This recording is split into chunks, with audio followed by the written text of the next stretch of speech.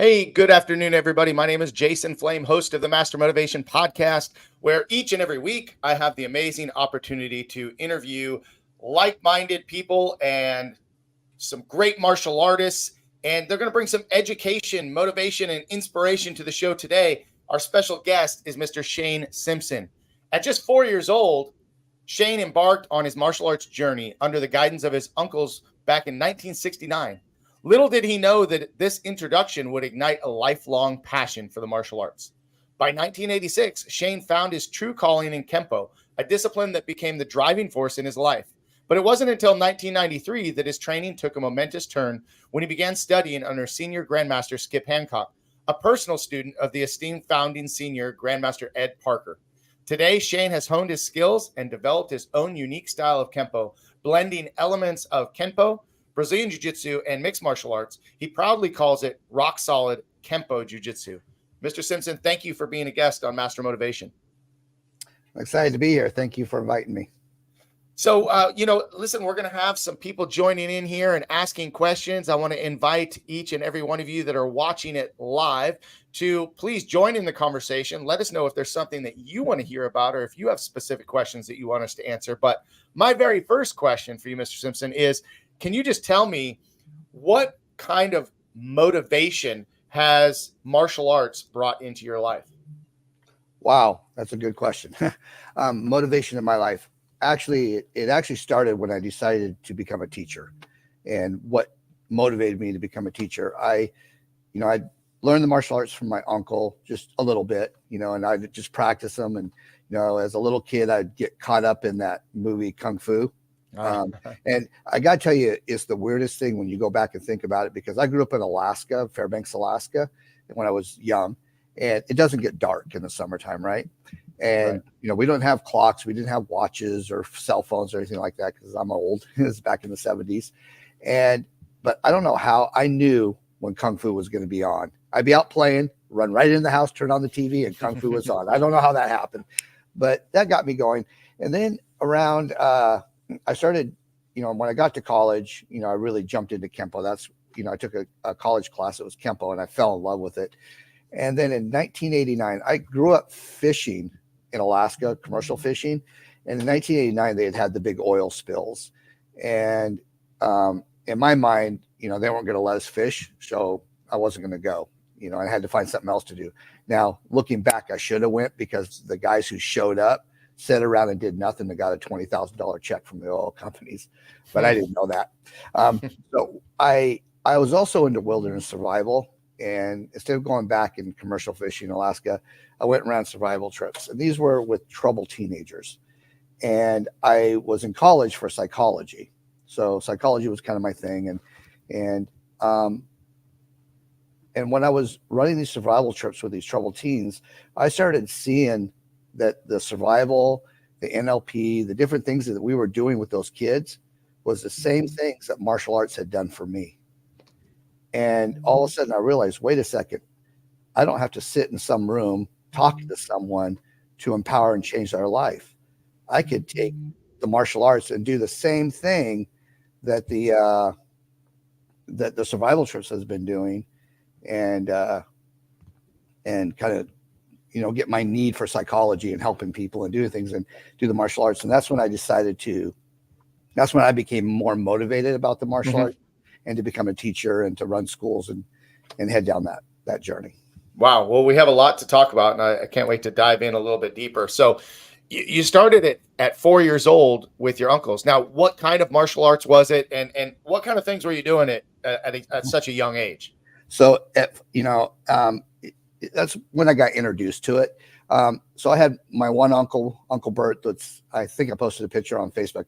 My dad, for some reason, caught my first lesson, and, I'm sitting there in Indian moccasins and little kid. And he taught me my first lesson. And then I had another Uncle Bill who trained with him.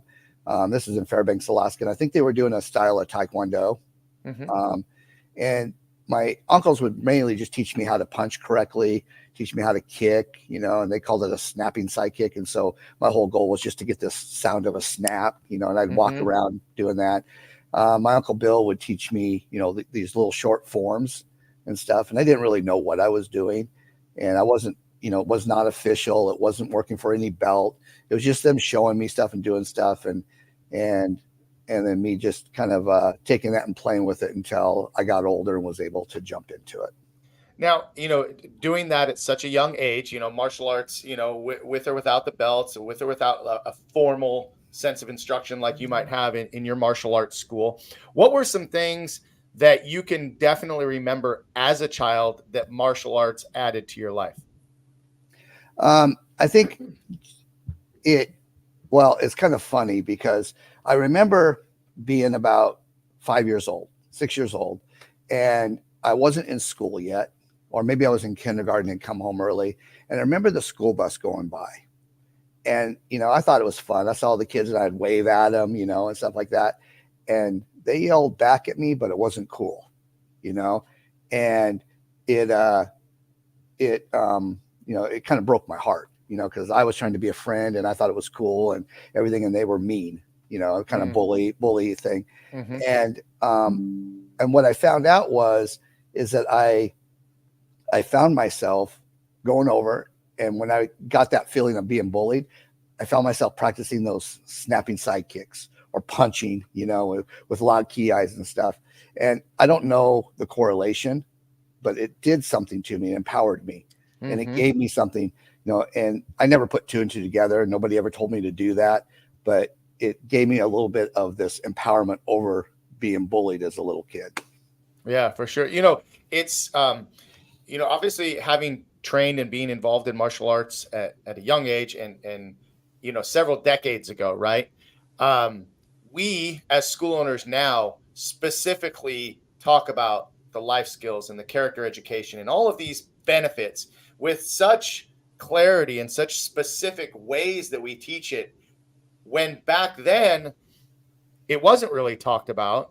And you just had kind of these, you had these benefits that would shine through. Like you said, you would feel empowered just by practicing the kicks or having using those yells, just that physical part of doing martial arts made you feel stronger. And I think that's what's so special about martial arts, and maybe different than any other sport or activity. And I've coached them all. My son has played them all, and martial arts just has such a uniqueness to it. Now, speaking of uniqueness, you started in maybe kind of some Taekwondo, dabbling in that, but you found Kenpo karate.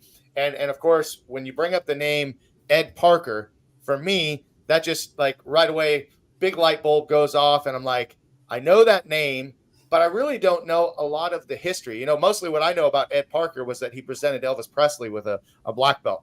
I'm a huge Elvis Presley fan, so that was always kind of cool to me. I knew that Ed Parker hosted the Long Beach Internationals, which is not too far from where I am here in Southern California, and the whole history of how Bruce Lee was at the Long Beach Internationals and did his initial, introductions.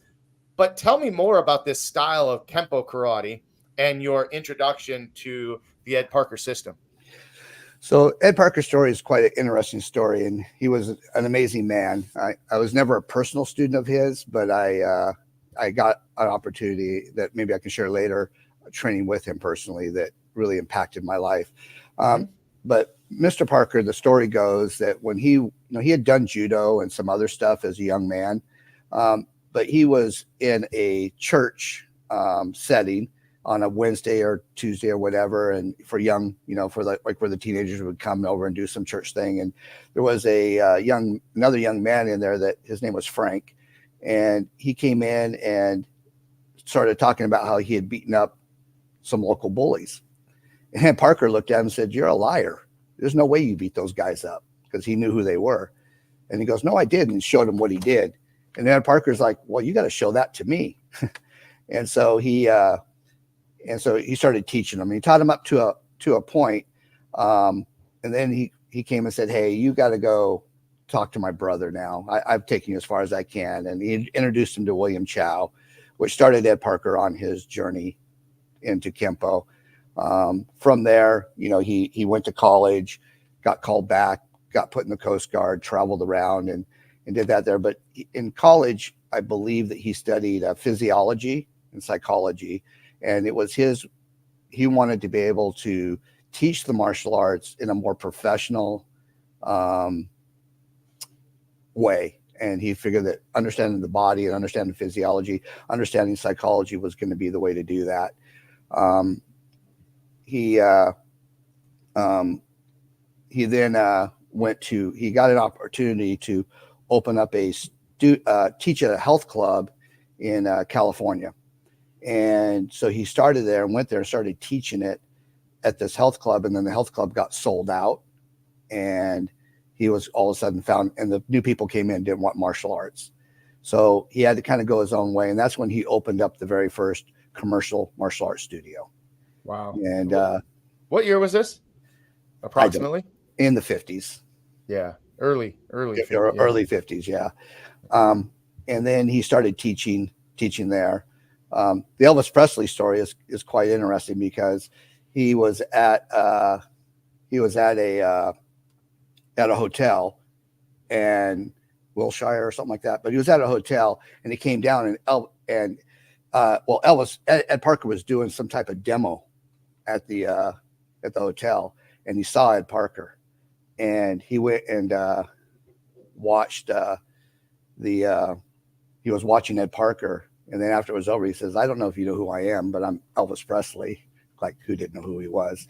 And that's how they met, was there. And then they became good friends. And can I tell a fun story about Elvis Presley and Ed Parker? Yeah, absolutely. And I want to remind everybody, while you guys are tuning in, a bunch of people just jumped on. If you have any questions for Shayne, any questions that you'd like us to answer, or any topics that you'd like to hear about, please jump in on the comments. Let us know you're watching. Let us know what you want us to talk about.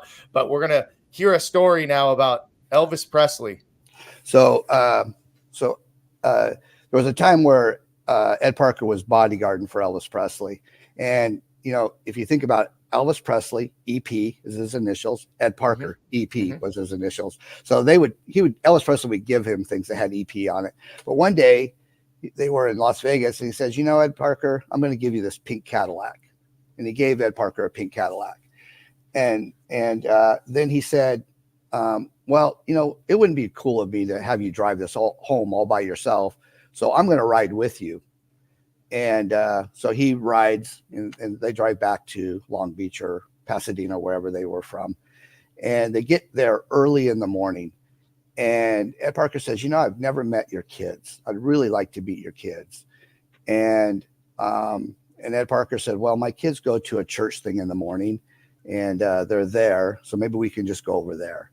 So they pull in there, and they go in there, and Elvis Presley says, "You should probably go get your kids. I don't want to interrupt this class or whatever."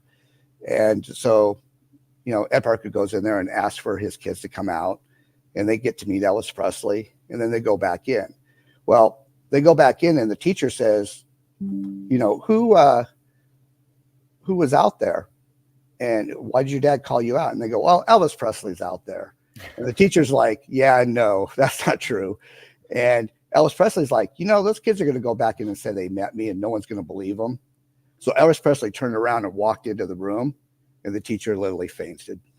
Whoa. So I think that happened a lot in Elvis's life. People would meet him and pass out. But now, you said that you had you didn't train very closely with Ed Parker, but you did have a personal experience with him. I had a couple of personal experiences with him that were pretty cool. The one thing that I learned about Mr. Parker is it didn't matter who you are, he made you feel special. And so I had started in Kenpo in a college class and had gotten up to my purple belt or whatever. And then I went and it was a break off of the Kenpo, Ed Parker's Kenpo. So then finally I went back and started studying directly under Ed Parker's system, and they made me put on a white belt again. And Ed Parker came in, and he showed up, and I was retesting for my yellow belt. And so I tested in front of Mr. Parker for my yellow belt, which was kind of cool to say I tested for a yellow belt in front of Mr. Parker. And then we had a seminar. And what was really cool is there's me and this other white belt, or brand new yellow belts. And Mr. Parker's probably spent more time working over there next to us than he did with the higher belts. And it really kind of showed me that, you know, it didn't matter who you are, you were important. Now, what was really weird about that situation is when I was walking out, Mr. Parker said, "Hey, sit down." And I sat down, and he goes, "Hey, in 2 years, I want you to be a black belt." And I just kind of looked at him and said, "Okay." In my mind, I was like, nobody in Kenpo gets their black belt in 2 years, you know. Right. It was kind of like one of those things that I just kind of let go. The weird thing about it is 2 years later, he shows up. And of course, I'm not ready for a black belt. I go to Alaska and fish. I, you know, do different things. And so, you know, and I remember thinking, oh, this is when I was supposed to be getting my black belt. That was 2 months before he passed away. And if I would have listened to him and really focused, I could have tested underneath him for my black belt. The second opportunity I had with him was, well, so I went to this tournament. It was a couple months before he passed away. And the one thing I noticed, they had this chair that was sitting out in the middle of the room for him, so he could sit there and be all high and mighty. You know, he never once sat in that chair. But you know where I saw him? Sitting over with the kids, talking with the kids, asking the kids questions about their dreams and stuff, sitting with the other martial artists and talking and just being with the people, you know. And I remember thinking, I had two thoughts. I thought, I need to get a picture with him, and I need to talk to him soul to soul. And I just, an overwhelming feeling to do that. And the picture I talked myself out of, I thought, you know, I'm going to get my black belt soon. I'll get a picture with him. But I went up to him and I said, "Mr. Parker, can I talk to you personally?" And he goes, "Yeah." And he took me up onto the benches, and we sat there and we talked. And I told him what, you know, how I felt about the martial arts. And I told him about running survival trips with kids. And at that time, I kind of had this dream of starting a boarding school and using martial arts to help kids. I didn't go down that road, but I said, I'm learning that, as you talked earlier, that the martial arts is more than just punching and kicking. There's this life skill, you know. Now, I personally believe, I'm going to preface this real quick, that competence, true competence, is what builds true confidence. And so, you know, if you can really do it, you're going to build confidence. What we do now in today's world is like the frosting that goes on top of the cake. You know, the cake is competence, building competence, which builds that confidence. And then we put all the life skills as the frosting on top and stuff like that. That's my thought. But that said, I'm sitting there talking to Mr. Parker, and he looked at me and he said, "Young man, you got it." And I look, and he goes, "Oh, can I tell you something?" I go, "Sure." And he goes, "Everybody talks about all the great martial artists I've created. They're not what's the most important to me." And he started telling me stories, and I can't remember. One was about a little boy he taught to ride a bike that was never supposed to be able to ride a bike, and how much joy that brought him. And he started telling me all these stories about how the martial arts had changed and empowered people's lives. And he said, "That's what the martial arts is for me." There's my story with Mr. Parker, and that was right before he passed away. Well, you know, I love that story, and I love hearing that about him, because I don't know a lot about him. I was not involved in any Kenpo systems, but I knew who Ed Parker was, and because of the reasons I mentioned before. But it's so awesome to hear that someone with that much respect from other people, someone that has that much influence over people, is so, you know, down to earth and really about the people. And we find this in our professional lives and within our own schools and within our own small circles, that the most important things are the relationships and the bonds that we build with each other. I mean, in my opinion, part of your black belt journey and black belt experience are the memories that you take with you of the people you trained with, the people that helped make you better, the people that were there when you were feeling down, that helped kind of get you to that next step. I mean, we all had that test where either, you know, we felt like we didn't deserve to pass, and some people didn't pass, and you had someone right next to you that was there to build you up.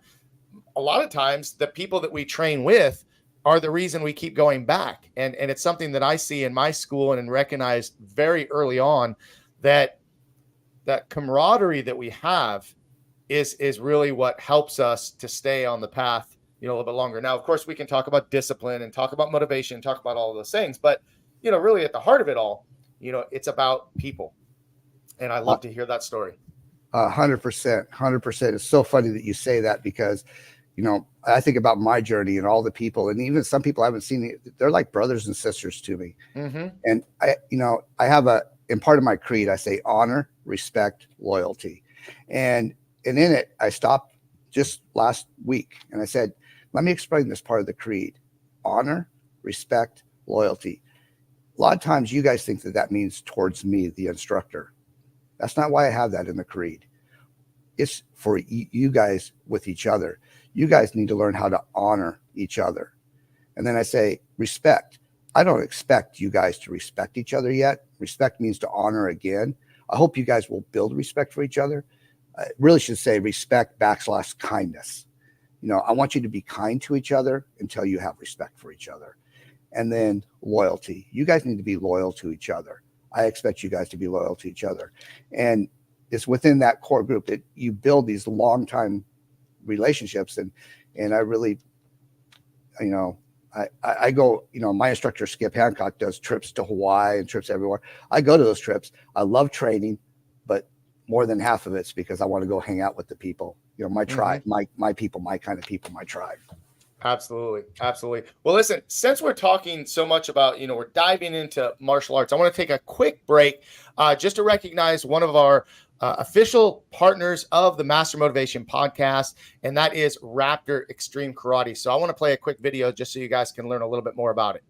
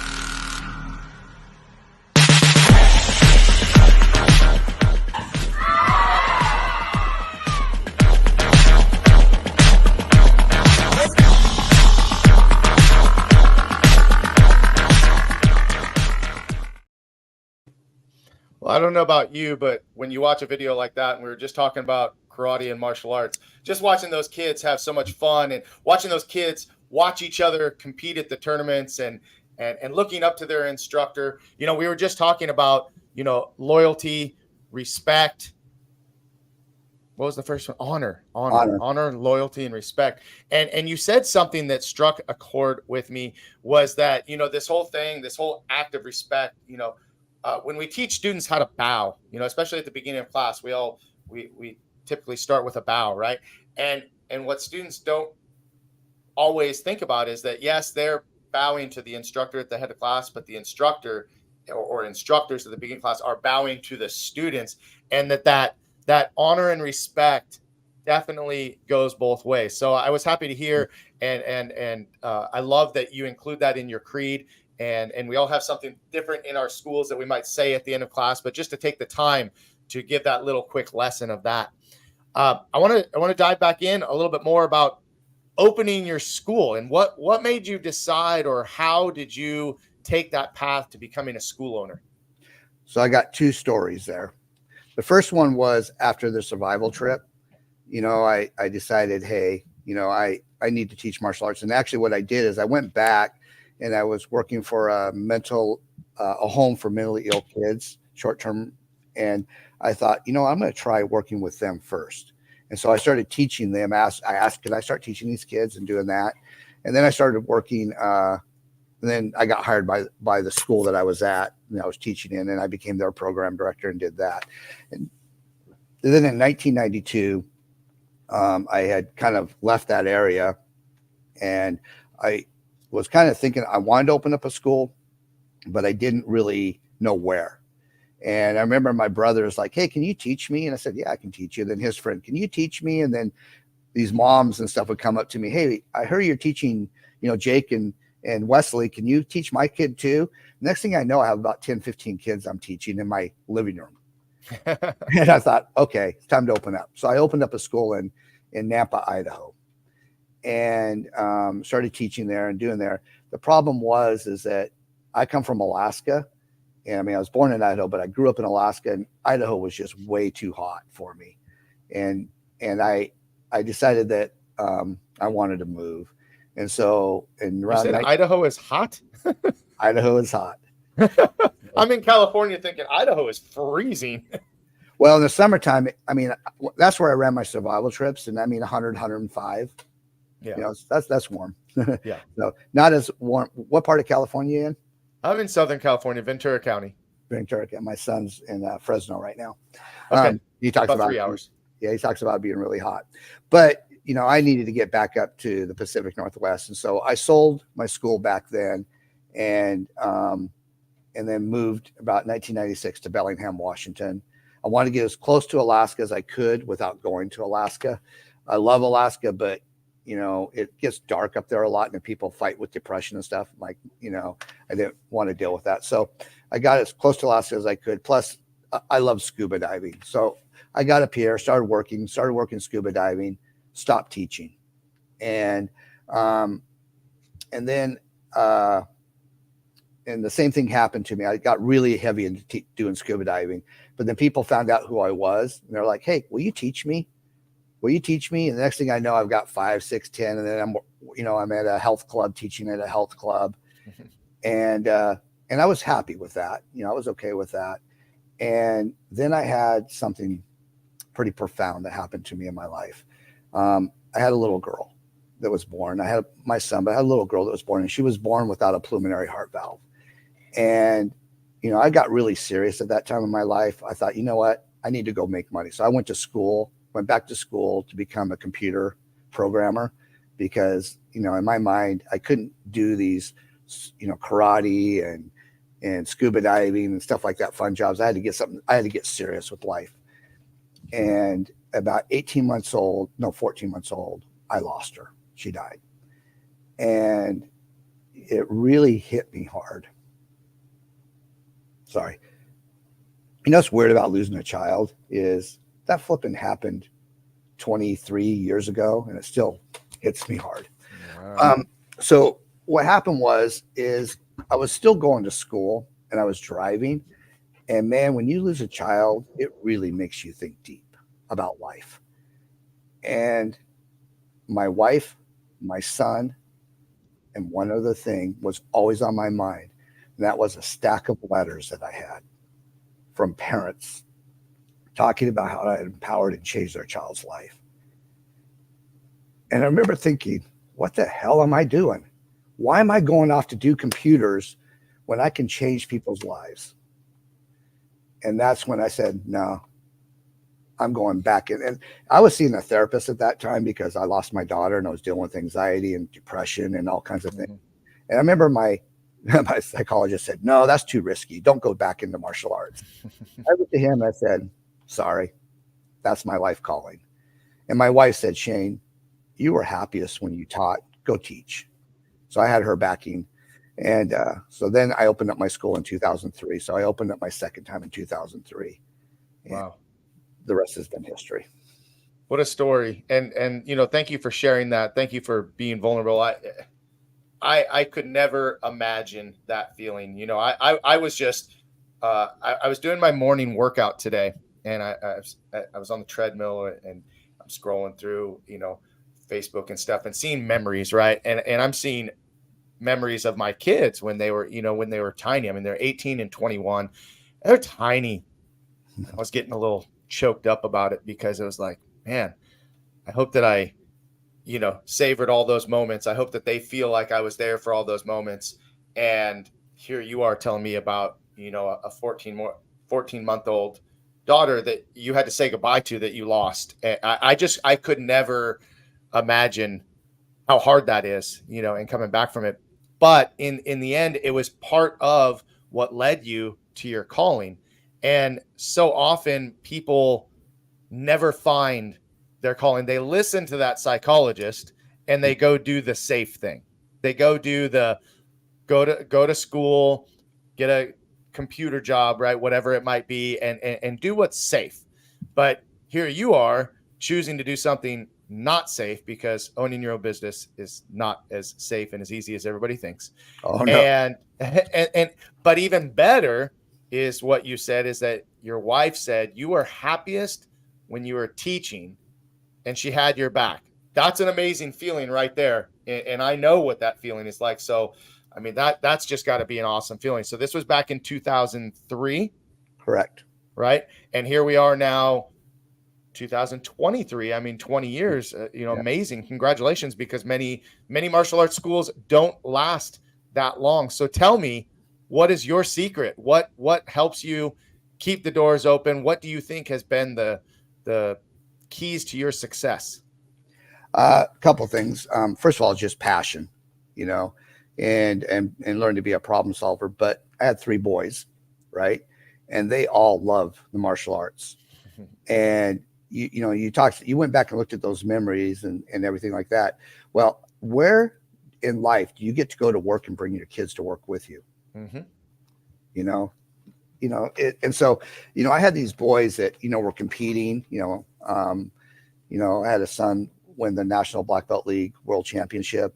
I had sons that were doing, Jiu Jitsu and doing different things and just doing extremely well. It was their life.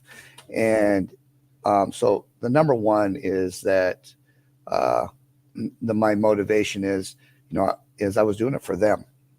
Okay. Number two is I was doing it for my daughter, because in my, when you lose a child, you got one thing that you do, you got to find a purpose in that loss. And the purpose was to empower and change lives. So I was empowering and changing lives for her. And so my 4 kids, my daughter I lost, and my 3 boys, they were my driving force. And then also just watching my wife change, she was a voice major, a piano major and everything. And watching her get into the martial arts. And then, she's a 3rd degree black belt now. She's dedicated her life to, to empowering women and teaching women. And she has her own purposeful decision, attitude of a warrior woman. And, she just fought breast cancer. And in breast cancer, she's trying to figure out how to do martial arts still and working through all that there. And so it's kind of my family motivates me. And then watching the stories and the changing of people motivates me. And then, just a couple of days ago, I get a message from some kid. He was a little kid who's an adult now. And it's like, Shayne, thank you so much for what you did for me in life. You're the one person that changed my life. And you get stopped in the street. I got to tell you, you might understand this because you've been doing this for a long time, but some kid will stop you in the street. Are you Mr. Simpson? And I go, yeah, I got the long beard now, but yeah, I'm Mr. Simpson. Wow. You really empowered my life. You really changed my life. And I'm looking at this kid and I'm like, who the heck are you? I don't recognize him. Right. And I've learned before I'd say, who are you? And then you see them kind of like drop their shoulders and kind of like, inflated that I didn't remember them. It's not that I don't remember them. It's that they look completely different. They're Right. from a little kid to an adult. So now I don't even ask. I thought, you know what? It's not important that I know who that was. It's important that they're able to tell me. That's what drives me also now. Cause all my boys, they're 18, 21 and 25, and they're doing their things. One of my sons has taken over this school, but is his dream. But, it's those lives that you empower, those lives that you changed. And sometimes they're the lives that you don't know that you're changing. Mm-hmm. There was it's kind of a sad story again, but it was one that really hit me here.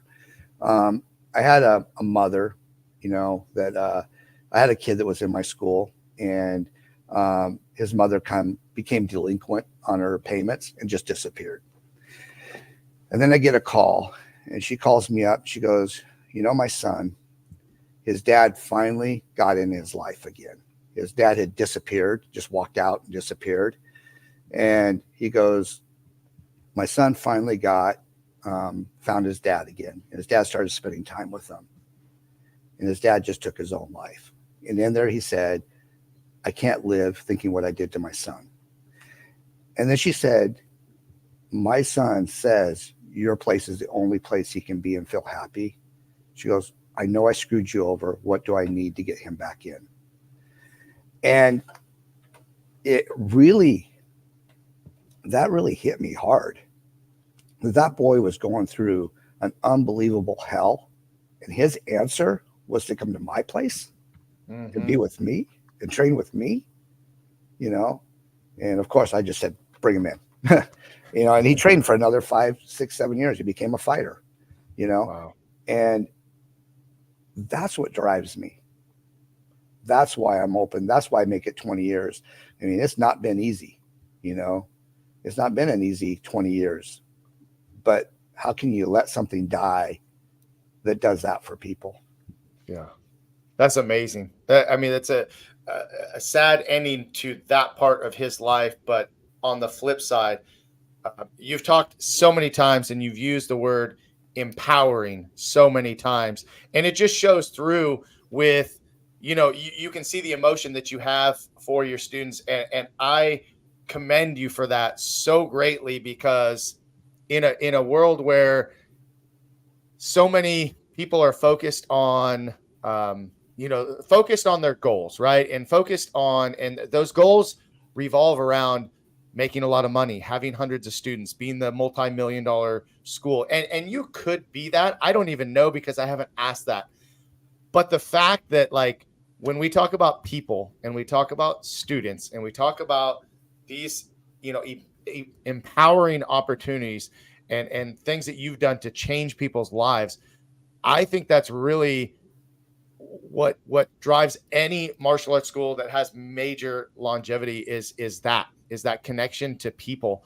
And it was so awesome, as you were talking about, your wife does martial arts, your kids do martial arts. I mean, you might not know this about me, but my son also, he works at our martial arts school. My daughter is a 2nd degree black belt. My wife is a 4th degree black belt. I mean, this has been, martial arts has been a part of my life for more than 80%. I mean, I started when I was 10, and I'll be 50 next year. That's a great majority of my life. And to see that my family has been involved and is still involved and has benefited from it. And then to watch those young kids. I mean, yes, I have definitely seen those kids on the street who are no longer kids. As a matter of fact, now, and you probably have this, you have the kids that trained with you when they were kids bringing their kids to you.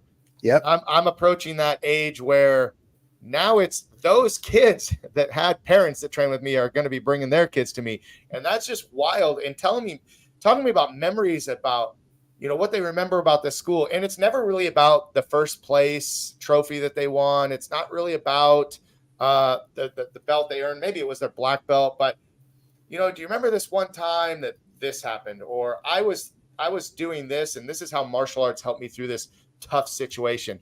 I mean, that is a very powerful gift that I think any martial artist has when they become a teacher like us. And some are not in tune with that gift quite as much, right? They might be focused more on just growing the school or just making it or making money or whatever it is. But like when you get to that point where you're just so in tune with that empowerment and that changing of lives, man, there is literally nothing like it. I have a mission, and my mission is I don't want to just empower you. I don't want to just empower your child when you have a child, or to them. I want to empower your grandchild. I want the lessons that I teach to be so deep that it passes through at least a minimum of 3 generations. That's just the way my mind thinks. So awesome. That's great. Well, I'm learning so much, and every time I have an opportunity to talk about martial arts, I mean, we could really dive deep. But psychology wise now, right? So psychology was something that has been a focus of yours, and again, the empowering of others and changing lives. But you talked several times about these survival trips. Tell me more about them. So my father I grew up in Alaska, and I loved camping. I was part of a scout. I was a Boy Scout back in the day, and we would go camping no matter what. And I mean, I've been camping in 32 below weather, up in Alaska and stuff like that. And my dad brought a book home to me once. It was called The Tracker, and by Tom Brown. And man, I got so into that book. It's about a young boy and an Indian who taught him how to be a survivalist. And so I started kind of really getting into wilderness survival and doing different things like that. And then so when I couldn't go fishing in Alaska, commercial fishing in Alaska, which, I love just being on the ocean. I love being out, and things like that there. I ran across this opportunity to go run survival trips for troubled teenagers. And so I snatched that up. And it's kind of funny because, to be perfectly honest, I didn't go do it to empower troubled teenagers. I went and did it because I thought, wow, I'm going to get paid to go do wilderness survival and teach wilderness survival stuff. But when I was out there and I saw how it changed the teenagers and changed their lives, and I'd watch how they would come to us. And then 3 weeks later, I would see the change. And we did this thing, and it's actually something I've been working at wanting to do myself. I've done it a few times, but it's actually like a second part of my business I want to do. But we would do these thing called solos and with the kids. So the last 3 days that they were with us out there, we'd stick them in a little area that was like 20 by 20.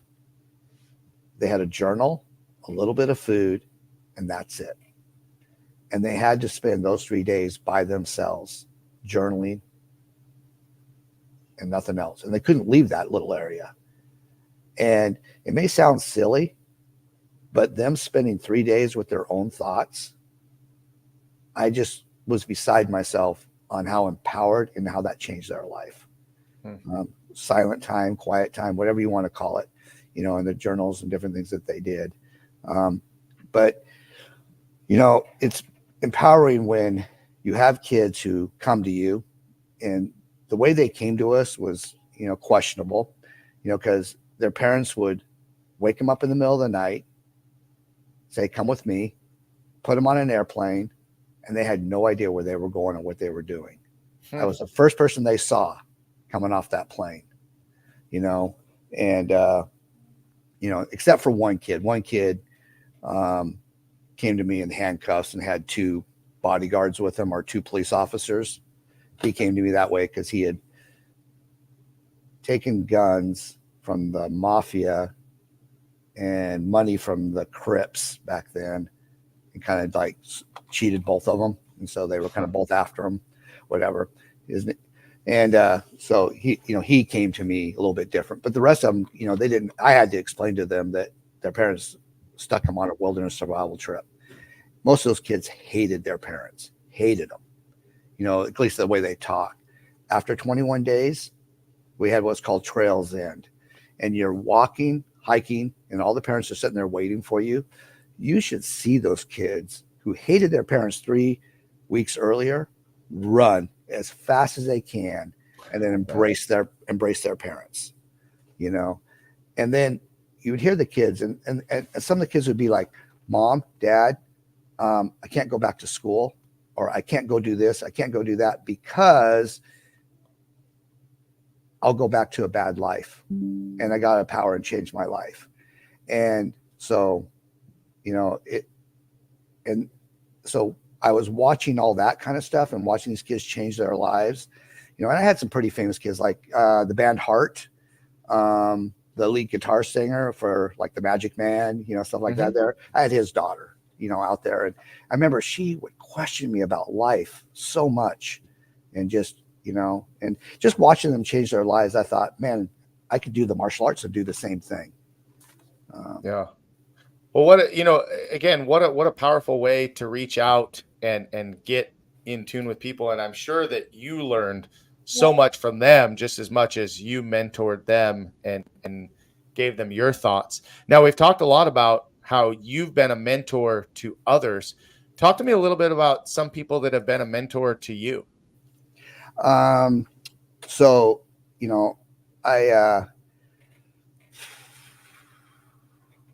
wow, that's a good one. Some people are mentors to me without me even never meeting them. I know in 1988, my dad gave me a book called, what was it called? The Giant. It was by Tony Robbins. Okay. The Giant Within? Yeah, The Giant Within. Thank you. And I read that book and I was like, wow. And then my dad would drive up in the mountains with me and he'd play his cassette tapes. And that kind of really opened my mind to a different way of thinking. So it kind of inspired me. So I guess I'd say Tony Robbins was, Ed Parker, of course, just because I only met him a couple of times, but those 2 times, it was kind of funny. I have a saying that says, someone says something bad about you, prove them to be a liar. Well, you got to remember, I started with a group that was a break off of Ed Parker. Someone Ed Parker had axed because he had been stealing from Ed Parker. I didn't know that at that time. So there was like bad blood. So all they did was talk bad about Ed Parker. And then I go to train with Ed Parker, and I meet him the first time, and I go to train with him. And he's like one of the best men I've ever met in my life, and just kind and just, and so just the times that I saw him, way I saw him talking with kids, spending his time, talking with kids and doing things like that there.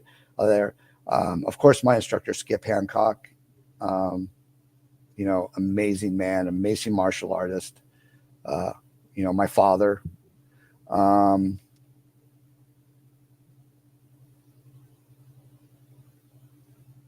yeah, right there. All right. Well, you've named a couple people, and I want to take another quick break to recognize one of our supporters of the show, which is the Connected Leaders Academy, which is an awesome group of entrepreneurs and business owners, authors, speakers, and it's a great opportunity for anybody that is looking to get in touch with a mentor. So let me tell you a little bit about Connected Leaders Academy.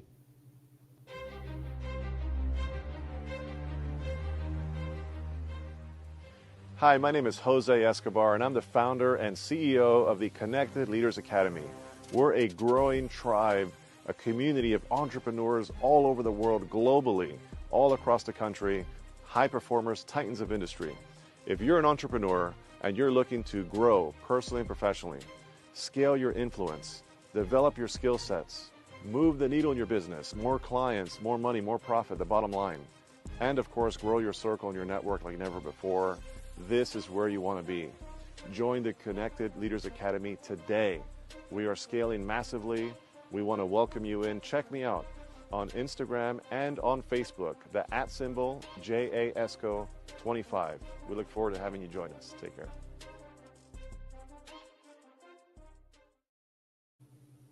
I have been fortunate to be a member of the Connected Leaders Academy for almost 3 years now, and just an amazing group. So guys, go check that out and learn more about Jose Escobar and the Connected Leaders Academy. We were just talking with Shayne Simpson about mentors and being a mentor to others. Something that I haven't even really had a chance to ask about, though, was how you have blended your styles of Kenpo karate and jiu-jitsu to make your own rock solid. So I started in Kenpo, 1986, and in 1993, 92, I can't remember, whenever the UFC started. Mm-hmm. Well, it's kind of, yeah. Well, I remember watching the UFC and seeing the jiu-jitsu happening, and my friend next to me goes, "Man, I got to learn that stuff."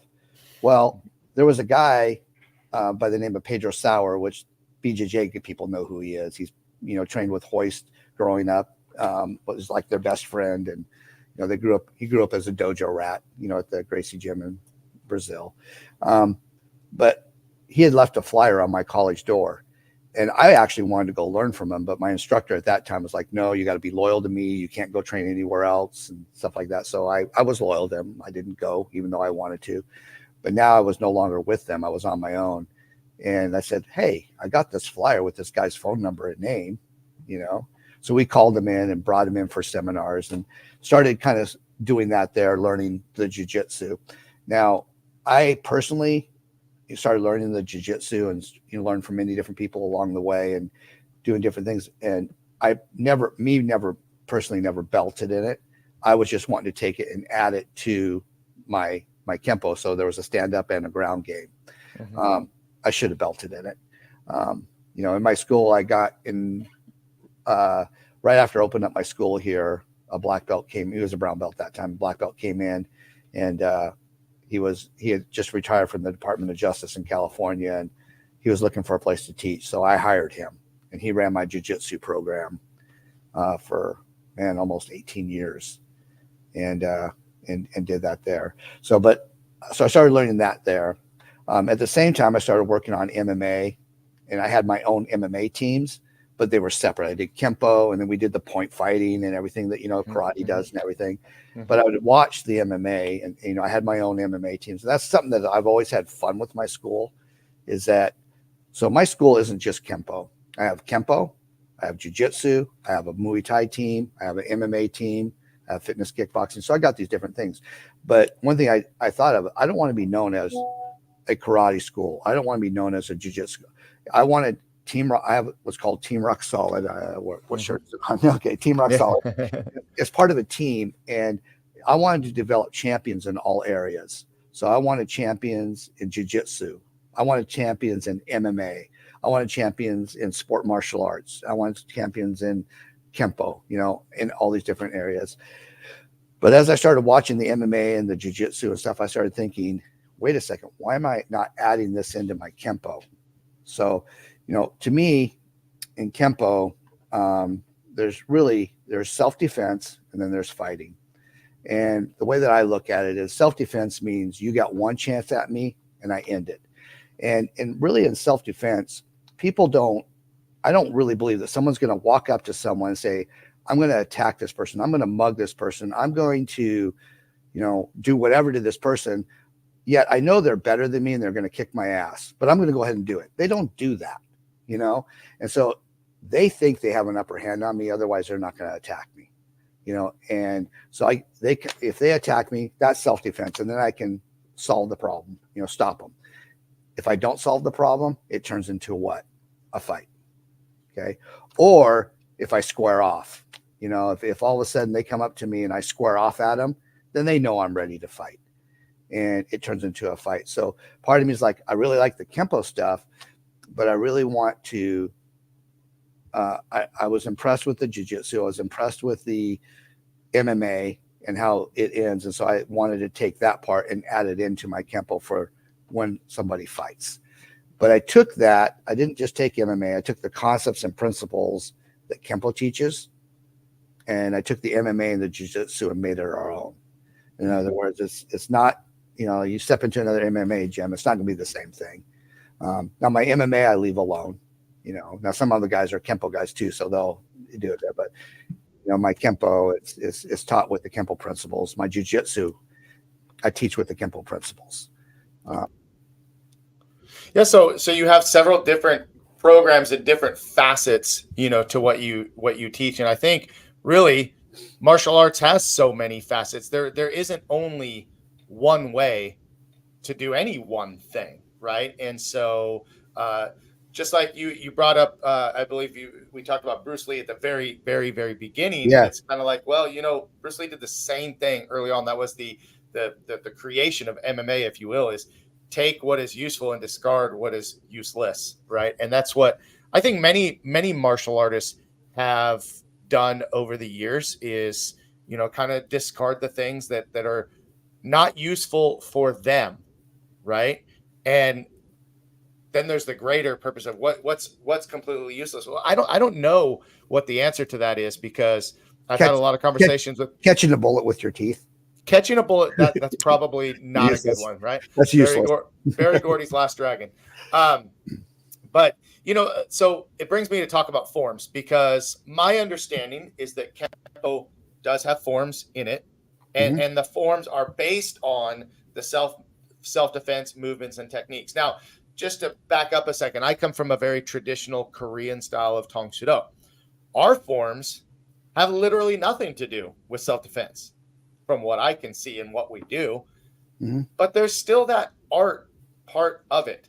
And so my question to you is, is there still a place for the art in martial arts to practice something that doesn't have self-defense application? Absolutely, 100%. And let me explain why. Forms are about building coordination. Okay. So if I'm always just focusing on two people, then I'm not focusing on me. Forms gives me a chance and a place and time to work on me. Now, there's two ways you can learn forms. You can learn it as only the moves, but then that's just a dance. But if you say, like in Kenpo, we have a lot of principles. So I'm going to work on easy motion barriers. I'm going to work on my breathing. I'm going to work on anchoring my elbows. Okay. I'm going to work on angles of execution. I'm going to work on breathing. I'm work on, sequential flow of muscle movement. So I go through those forms and I use that. I'm building coordination. Okay. So there's coordination where you're building your own coordination and that's your own skill. And that's where forms come in. And, Kenpo has a lot of sets, like block set and, coordination set, and so we do those too, but those are about building your personal coordination.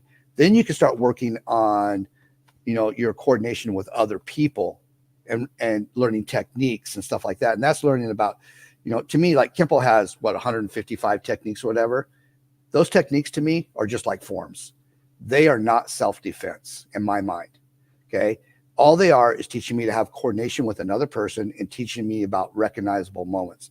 The reason why they're not self-defense is because I know the answer before the question. How can it be self-defense if I know the answer? They're going to call it the technique 5 swords. He's going to throw a roundhouse punch and I'm going to, do my technique.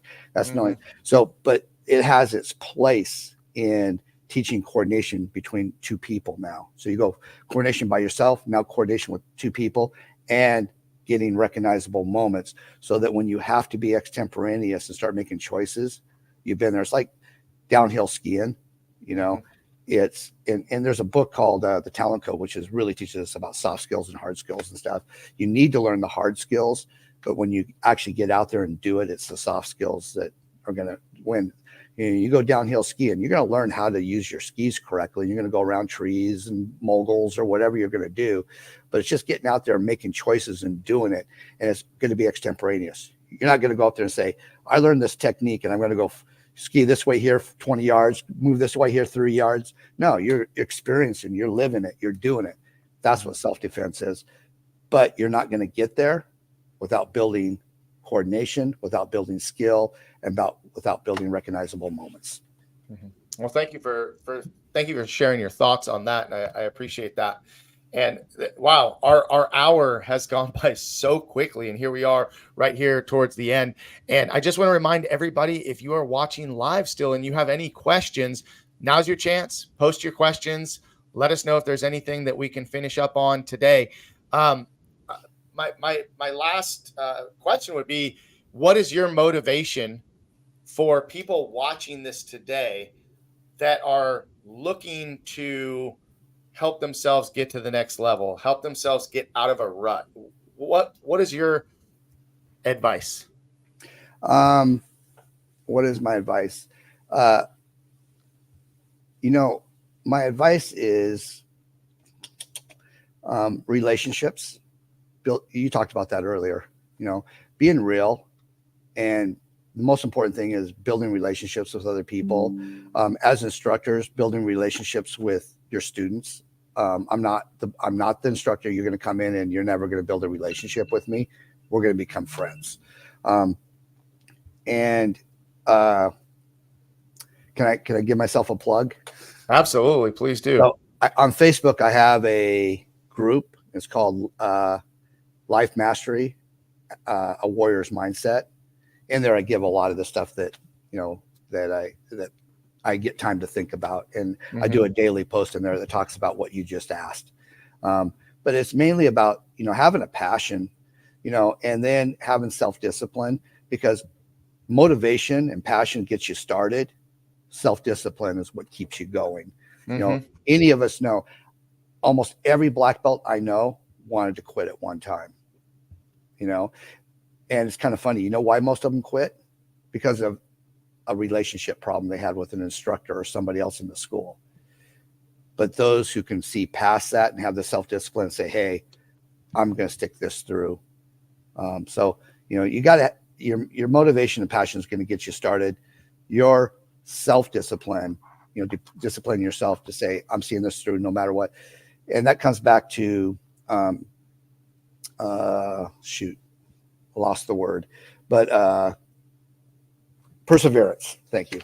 See, everybody say they believe in perseverance until it comes time to actually do it. See, perseverance isn't when you want to do it. Perseverance is when you had a goal and you no longer want to do it. Mm-hmm. And that's when, and so like even when a parent walks in, they say, hey, Johnny wants to quit. And I go, yes, awesome. Now I get an opportunity to teach him about perseverance. Right. If Johnny never wanted to quit, how would I ever get a chance to teach him about perseverance? Yeah. And so discipline, perseverance, you got the motivation, you get the passion that gets you started. The rest of it's sucking it up and getting that self-discipline and getting that perseverance. I don't know if that's the right thing to say, but there we go. Well, listen, nothing wrong with a little bit of suck it up these days. I mean, I think sometimes that's just what we need to do. I mean, like we wake up every morning knowing that we should go to the gym, knowing what we've got on our plate to do for the day. And most of us would rather take that extra time, sleep in a little bit longer, relax a little bit more. But, we got to get up and we got to go take care of what needs to be taken care of. So, I appreciate your time today, and I look forward to talking again. I want to remind everybody, go check it out. Now, this is a Facebook group, correct? The Life Mastery? Yes. Yeah, Life Mastery, a warrior's mindset. Yeah, go check that out, guys. I watch your posts. I see your posts. I love your posts. I just love, when we can, like you said before, sometimes you have mentors that don't even know that they're a mentor, right? And someone posting on social media, I see so many people that do it every day, and they have no idea that I even read their post, but it's like, it gives me that extra little boost to get through my day or to get through that challenge that I may be having. So I encourage you, Shayne, to keep posting that content, keep promoting that mindset. And for everybody else out there watching, we're talking about passion. Go out there and find your passion. Find your passion. And I believe that by doing that, you will master your motivation. Guys, make it a great week, and we hope to see you real soon. Take care.